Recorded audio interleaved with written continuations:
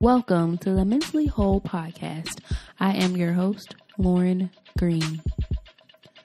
This podcast is a safe place for us to have weekly discussions about mental health, Christ, personal development, and the tools to live our best lives.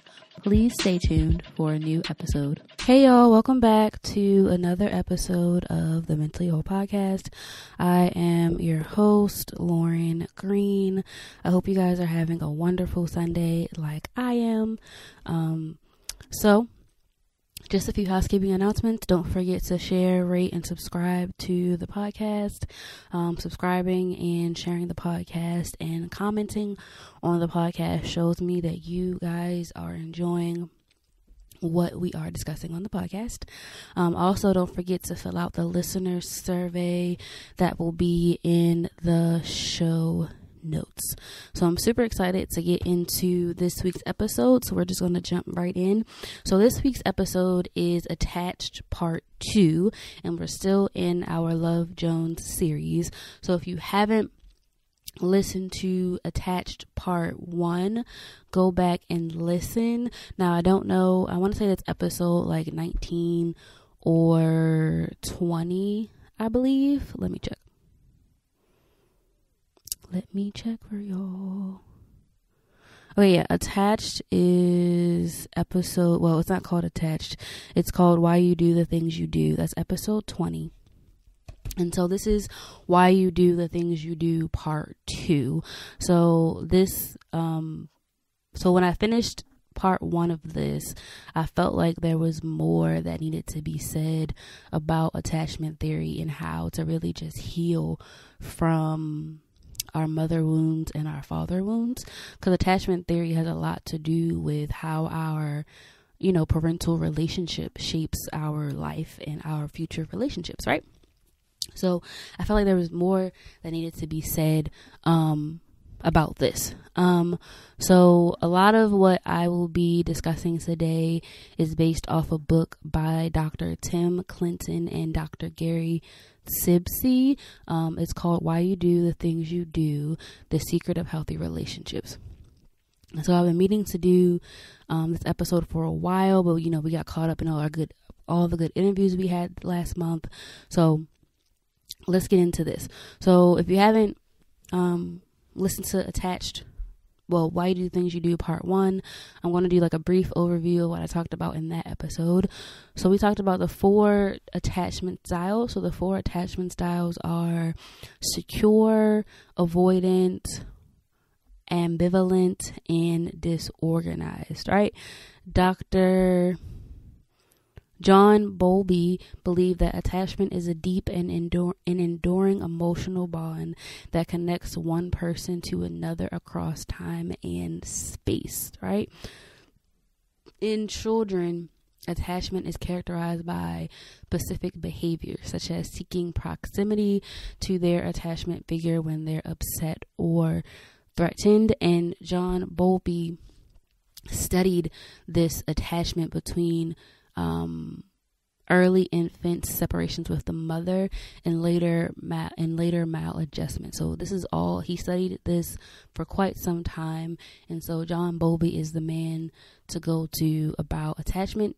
Also, if you just Google attachment theory, a whole bunch of stuff comes up.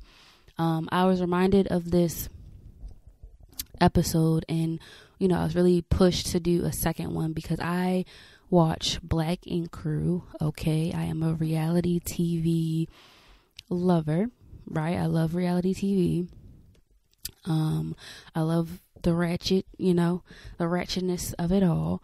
And one of my favorites is Black Ink Crew New York. I've been watching it probably from the very beginning, right? So Black Ink Crew is about, if you don't watch the show, Black Ink Crew is about a tattoo shop of the same name in New York, ran by Caesar, and he has a lot of his friends that he's known for a long time, helping him with the shop in Harlem. So he has a shop in Harlem, he has a shop in Brooklyn, he has, several different shops, and one of his employees, her name is Sky, and so one of her not storylines, well, you can call it a storyline. Throughout the season, she has been very open about giving her kids up for adoption. She had 2 sons, and she gave them up for adoption at an early age. So they were with her. They were young children when she gave them up for adoption.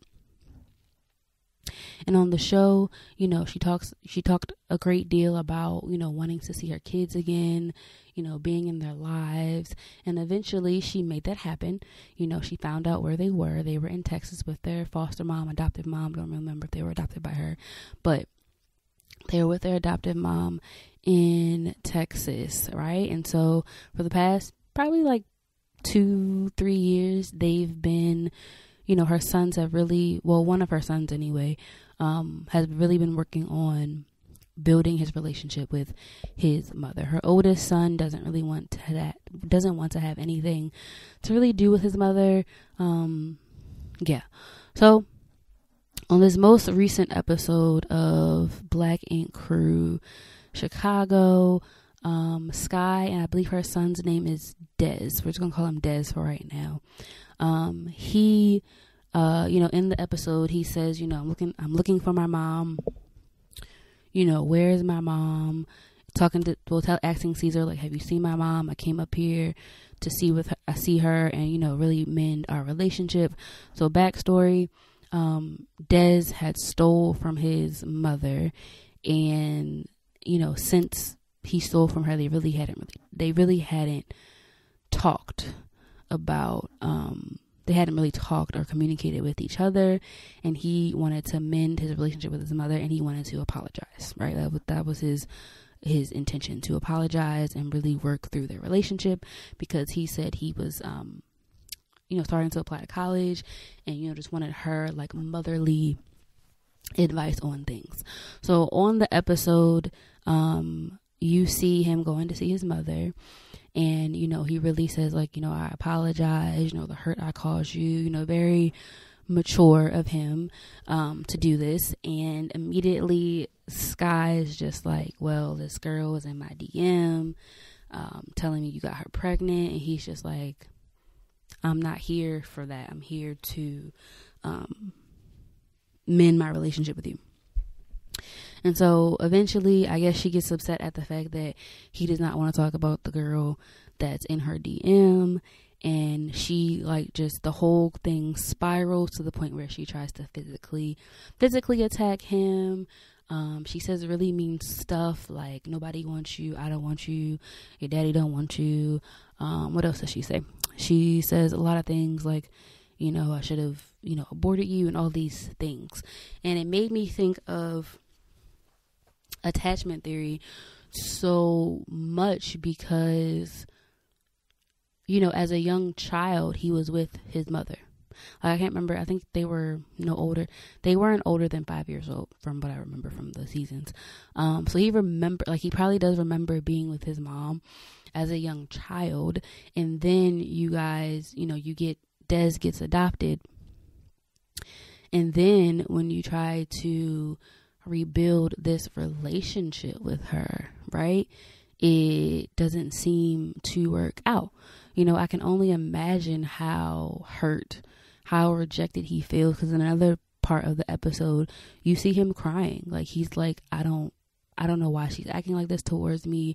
You can tell that this precious Black boy is hurt, right? Super, super hurt. And I love the fact that Caesar, when he was talking to Caesar, that Caesar gave him a space to just really cry, because he was hurt. Like, you could see that in his face. Like, that pain was in his face. Like, why does she treat me like this? And, I can only imagine how rejected and how hurt and how disappointed he feels. Like, he really just wants his mother's love, like his biological mother's love, right? I was going to look at his story and really pinpoint like what attachment theory he is, but I didn't have time to do all that, y'all. But yeah, it really, you can really tell that he was really upset. You know what I'm saying? And one of the things that I love that Caesar said to him was, I don't think your mother was ever given love. Right? And one of the points I do want to make today is that we have to remember that when we are born, right, however old our parents are, when we are born into this world, our parents have their own story. Our parents have their own baggage. Our parents have their own issues, right? When the day that we are born, our parents have their own set of issues, right? They've already been on this earth for 20, 30, 40 years, however old our parents were when we are born. And we have to remember that they can only give us what they know, right? They can only give us what they know.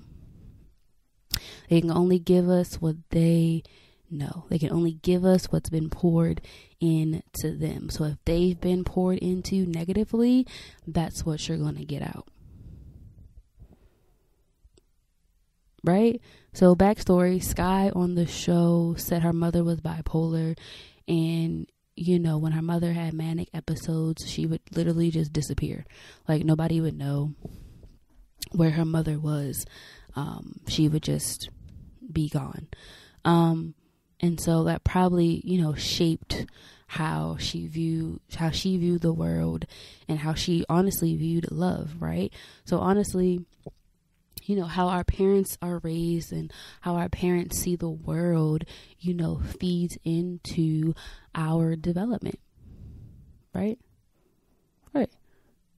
So we're going to get into, we're going to get into, like, I guess, healing parts of this, of how to heal from an attachment wound or how to heal from a father and mother wound. So the first thing that I want to say is to recognize your pain, recognize your hurt and the need for healing. So even though a lot of times, you know, attachment theory focuses on the things that happen to us in childhood, we can still develop a father and mother wound even as adults, because, you know, our parents, for the most part, are still around. They're still around, you know, when we get older, our parents are still around, and our parents can still do stuff that hurt us, right? So recognize your pain and the need for healing. You know, don't be in denial or self-blame. Like, don't blame yourself for what happened. Don't deny that certain things happened. Recognize your pain and acknowledge that you're in pain and that you need help. Right? Right. Because oftentimes pain shows us what needs work in our lives, like what needs help in our lives. Pain, you know, shows us where the problem is, right? Validate your feelings. You know what? Say, hey, I feel this way and it's okay. I feel sorry and it's okay, right? Like, for example, you could say in the book, the book says I was wronged and it's okay for me to be angry about it. Right? It's okay for you to be angry about things. It's okay for you to be sad. Validate your feelings. So I'm just flipping through the book because there's other parts that I want to get to in this book. I had it on my phone.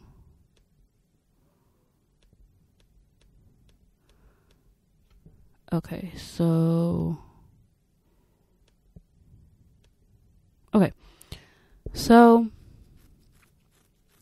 oftentimes, you know, when we have a, I guess, wound or conflict with someone, we can, you know, when we feel betrayed by someone, we trusted an injury results, right? Usually a wound surfaces, right? When we are betrayed by someone that we trust, a wound happens, right? And there are two destructive paths that we can go on if we don't learn how to forgive that person for hurting us. So the first destructive path is denial or self-blame, right? On this path, we either tell ourselves the injury didn't really happen or acknowledging that it happened, or we blame ourselves for the injury, right? So if your parent or whoever took care of you was unavailable to you as a child, you might tell yourself and others that they were really great parents. Or you could say to yourself, I did something for them not to be available to me, right? The second destructive path that comes when we don't forgive the person that betrayed us or the one that wounded us is bitterness, right? In the book it says our emotional feet get mired in the event, and no matter how hard we try, we can't move on from it. We keep reliving the event over and over and over again. Huh? Ain't that good, y'all? As I'm talking about this, really identify where you fit in this, where you fit. And as I talk, really identify where you fit in what I'm saying. So bitterness happens, right? Bitterness is intense, right? It's intense anger. It's resentment. It's you keep replaying the event over and over and over again, right? Right. But to start the healing process, place blame appropriately, right? Also give yourself space to grieve, right? When you grieve something, you appreciate what was lost, right? Appreciate what was lost. Appreciate what didn't work, right? Appreciate it. Grieve it, right? And also learn how to empathize, right? Empathy is the ability to see the world from another person's perspective. And the ability to empathize helps us to cooperate, to act with compassion and mercy. I think that we don't empathize enough. And sometimes when we don't empathize, we fall into this victim mentality of me, when you need to empathize and look at it from a different perspective. Because when you look at it from a different perspective, you're like, oh, maybe it wasn't about me. Maybe it was they didn't know how to love, or they had other things going on. You know what I'm saying? So empathize with people. Let me see what else.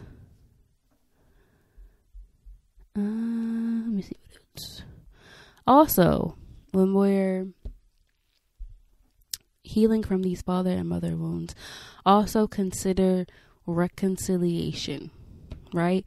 And forgiveness is very different from reconciling. So forgiveness is a one-way process. Forgiveness is about you, not about them. Forgiveness requires you to give up your anger and your desire for revenge. Reconciliation is a two-way process, right? Which the other person chooses to apologize for their wrongdoing and to commit not to doing wrong again, right? Reconciliation is a two-way process because both parties have to want to reconcile. Both parties want to do this, want to be in this together, right? Right.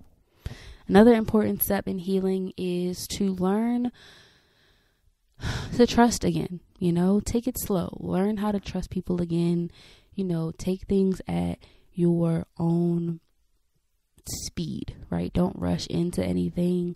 Be very open and honest about your worries and concerns about reconciling with the person. You know what I'm saying? Yeah. So I hope you guys enjoyed this episode. I hope you guys really, learned some nuggets today about how to heal from these humongous wounds. And, tell me what you guys think about this episode. So yeah, we're getting close to the 20-minute mark. I didn't want to have a really long episode. So have a great week. Have a great Sunday, because it's Sunday that I'm recording it on. But yeah, have a great week and stay tuned for next week.